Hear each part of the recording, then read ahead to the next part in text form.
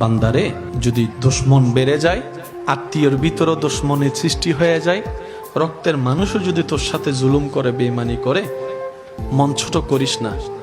তোদের জীবনের প্রতিটা ক্ষণে কিভাবে মোকাবেলা করবি সেটা প্র্যাকটিক্যাল শিখে নেওয়ার জন্যই আমি প্রত্যেকটা নবীকে এক একটা মুসিবত দিয়ে তোদের জন্য শিক্ষার ব্যবস্থা করে দিয়েছি। সুবহান। তোদের উপর যখন আপনরা বেশি কষ্ট দিবে, জুলুম করবে, ইউসুফ নবীর জীবনীটা একটু খেয়াল করিস। ইউসুফ নবীর জীবনীটা একটু খেয়াল করিস।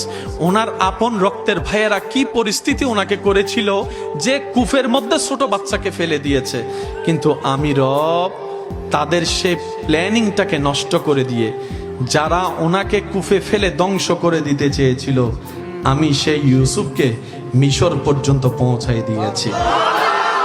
জগৎ ওনাকে অপরাধী ভেবে, অপরাধী মনে করে জেলখানায় বন্দি বানিয়েছে।